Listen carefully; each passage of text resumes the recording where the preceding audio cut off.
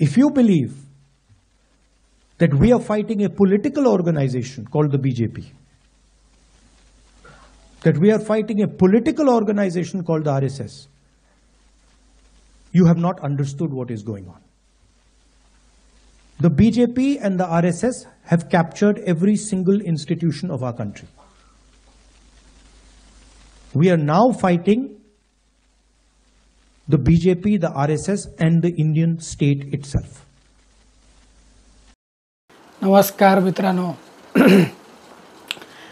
आजच्या राजकुमारांच्या वक्तव्यानंतर आता काय कळायचं शिल्लक राहिलं हाच प्रश्न तुमच्या मनात पडला असेल तर त्या प्रश्नाचं उत्तर शोधण्यासाठीच राजपुत्राच्या मनातल्या गोष्टींचा वेध घेण्यासाठी आज आपण बघूया इतके वर्ष आपल्याला जे कळलं नव्हतं ते आपल्याला कळलंय का, त्यासाठी हा व्हिडिओ नक्की बघा। आज 15 तारीख, आजच्या दिवशी काँग्रेसच्या नवीन मुख्य कार्यालयाचं हेडक्वार्टर्स, म्हणजे ते इंग्लिशमध्ये वापरतात ना जास्ती, म्हणून काँग्रेसच्या हेडक्वार्टर्सचं दिल्लीमधल्या नवीन त्यांच्या हेडक्वार्टर्सचं उद्घाटन झालं। 2500 करोड असं काहीतरी त्याचं बजेट आहे आणि त्या एका एवढ्या मोठ्या वास्तूचं आज त्यांनी त्यांच्या कार्यकर्त्यांसाठी लोकार्पण केलेलं आहे। म्हणजे तुम्हाला साधारण आठवत असेल की म्हणजे निवडणुका जेव्हा लोकसभेच्या व्हायच्या होत्या तेव्हा त्यांनी आपल्या सगळ्या चांदळ चौकडी काय म्हणत असतील ती त्याला एकत्र केलं आणि एक प्रेस घेतली आणि सांगितलं की आता आमच्या सगळ्या अकाउंटवर सीज केलेलं आहे, आमच्या पार्टीचं अकाउंट आम्हाला वापरता येत नाही आहे, पैसेच नाही आहेत, आम्ही कसे आमचे निवडणुकीला लोकांना उभे करणार, असा खूप कांगावा केला।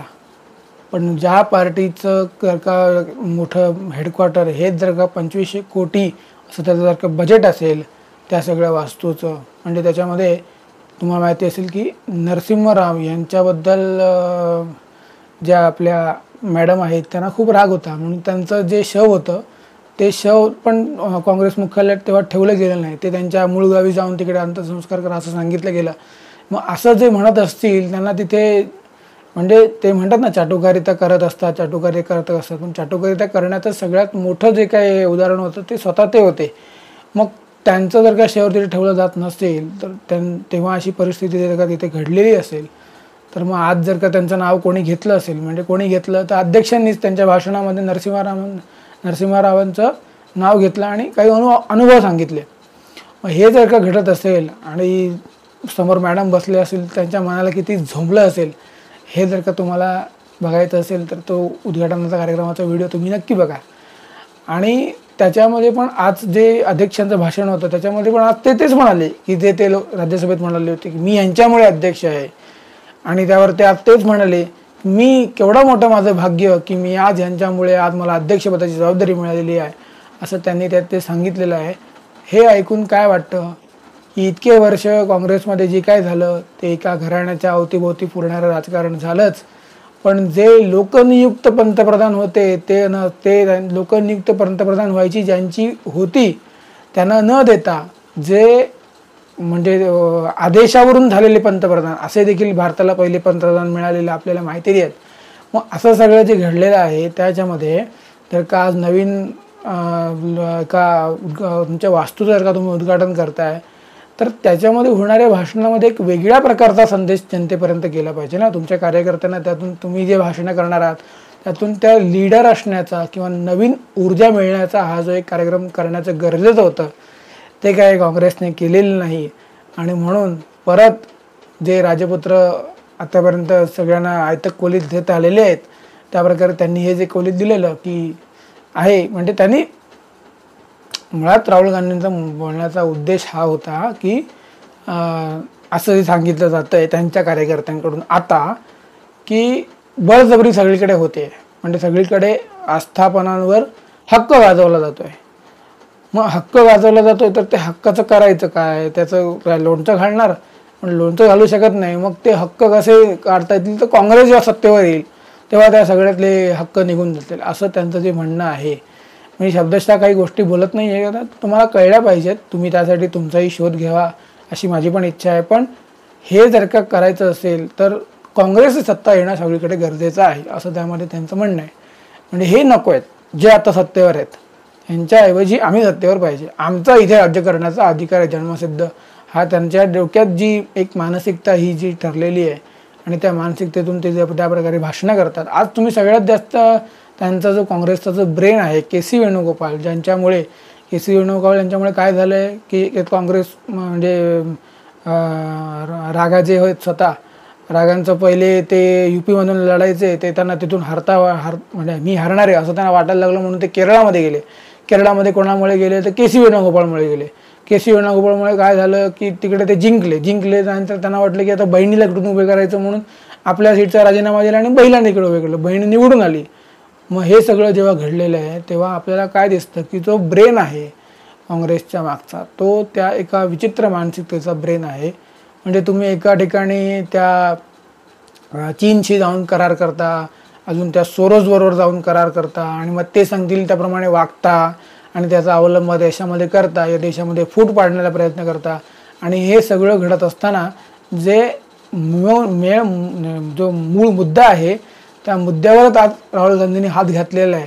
त्यामुळे कोलीत जसं ते हातात देतात तसं आज ते कोलीत मिळालेलं आहे आणि खरी मानसिकता जी काय आहे त्यांची ती आज बाहेर पडलेली आहे. कितीही डिफेंड करायचा प्रयत्न केला, म्हणजे या हे जे स्टेटमेंट आज दिलेले आहे की we are fighting against Indian state, याचा अर्थ काय की जी आस्थापनांवर होल्ड आहे तो सगळा तो आता सत्तेत असलेल्या पक्षाचा, राष्ट्रीय स्वयंसेवक संघाचा, हा सगळा जो ब्रेन त्याच्यामध्ये इन्व्हॉल्व झालेला आहे, लोक आतमध्ये घुसलेली आहेत. त्यामुळे आपण काही करू शकत नाही. मग काय करायचं, ह्यांना त्रास द्यायचा, उपद्रव करायचा, ह्या गोष्टीचं जे त्यांनी आता सुरू केलेलं आहे हे सगळं बघता एक प्रकारे अराजकतेचं काय म्हणतात ना, अराजकताच क्रिएट करायची या देशामध्ये असं त्यांनी जे ठरवलेलं आहे. त्याच्यामध्ये एक वाईट विचित्र विचार हा देशामध्ये उभारण्याचा प्रयत्न राहुल गांधी त्यांच्या माध्यमातून करत आहेत. पैसा आणि प्रतिष्ठा जरी सगळी असली पण त्या पैसा आणि प्रतिष्ठेचा वापर हा देशाच्या वाटोळं करण्यासाठी हा जो त्यांनी सुरू केलेला आहे त्याच्यामध्ये चांगलं काय होणार हे तर आपल्याला दिसत नाही आहे, पण वाईट काय होणार हे नक्की दिसत असेल. आणि या सगळ्यामध्ये तुम्ही बघितलं तर जी भाषणं काय झाली असते आज त्या कार्यक्रमामध्ये त्याच्या उलट अपोजिट की देशाचं चांगलं होण्यासाठी 3 युद्धनौका देशाला समर्पित झाल्या, एक हिंदूंसाठी कार्यरत असणारी एक इस्कॉनसारखी संस्था असेल, त्यांचं एक मंदिर देशासाठी लोकार्पण झालं. मग अशा सगळ्या चांगल्या गोष्टी ज्या होत आहेत त्याला अपोजिट ही एक त्यांच्या पक्षामधली होणारी चांगली गोष्ट असून देखील त्यांनी हे जे वाईट कृत्य जे बोलण्याचं केलेलं आहे त्यामधून जो ऱ्हास आत्तापर्यंत 10 वर्ष झाली आता त्यांचा जो चालू होता काँग्रेसचा तो अजून गळीत गात्र होण्याच्या मागे लागला असं जर का आपण म्हटलं तर त्यात काही चुकीचं नाही असं मला वाटतं. तुम्हाला काय वाटतं हे तुम्ही कमेंटमध्ये सांगा. पण we are fighting against Indian state हे त्यांनी काय केलं आहे, त्यांनी ते काल परवा जे सरसंघचालकांचं जे वाक्य होतं त्यांचं वाक्य काय होतं की पौष प्रतिष्ठा, म्हणजे त्यांचं पौष प्रतिष्ठा द्वादशी असं काहीतरी ते म्हणाले की त्या दिवशी आपल्याला जेव्हा राम मंदिराचं मागच्या वर्षी जेव्हा उद्घाटन झालेलं आहे त्या दिवसाला आपल्या देशामध्ये खरं आता काय म्हटलं गेलं पाहिजे तर प्रतिष्ठा द्वादशी असं म्हटलं गेलं पाहिजे. का तर प्राणप्रतिष्ठा त्या दिवशी झाली आणि तेव्हा नवीन एका हिंदुत्वाच्या वेगळ्या वाटेवर देश जाण्याचा प्रयत्न करतोय. म्हणजे वैचारिक जी आपली काय म्हणतो वैचारिक आपण पारतंत्र्यात होतो ते आता वैचारिक स्वातंत्र्याकडे आपण जातोय असं सरसंघचालकांचा ते बोलण्याचा उद्देश होता. त्याचा काउंटर म्हणून ह्यांनी हा काउंटर आणला की ते इंडियन स्टेट जे आहे त्याच्या विरुद्ध आपल्याला आता लढायचं आहे.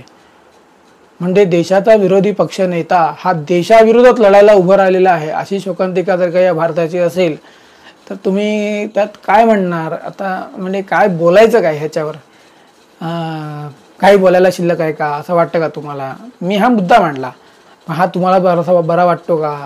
ह्याच्यामध्ये काहीतरी म्हणजे विचार वाईट आहे पण त्या विचारामागची जी प्रेरणा आहे ना ती त्याहून वाईट आहे हे जर का आपल्याला कळत असेल तर हा जो मुद्दा आज मांडलेला आहे, हा जो विषय आज मांडलेला आहे तो जर का तुम्हाला कळला असेल आणि आवडला असेल तर या आमच्या चित्रपट पिढीला लाईक करा, शेअर करा, सबस्क्राईब करा आणि आपल्या मित्रपरिवाराबद्दल जास्तीत जास्त शेअर करा. आणि आपल्या ज्या प्रतिक्रिया आहेत त्या कमेंटच्या माध्यमातून जास्तीत जास्त कळल्या तर आपल्याला या कार्यक्रमामध्ये हा जो व्हिडिओ आपण करण्याचा रोजचा कार्यक्रम करतोय त्यामुळे सुधारणा करून अजून चांगल्या प्रकारचा कंटेंट तुमच्यावर आणण्याचा आम्हाला प्रयत्न करता येईल. त्यासाठी आपल्या प्रतिसादाची खूप गरज आहे, तर तो नक्की कमेंटच्या माध्यमातून द्या.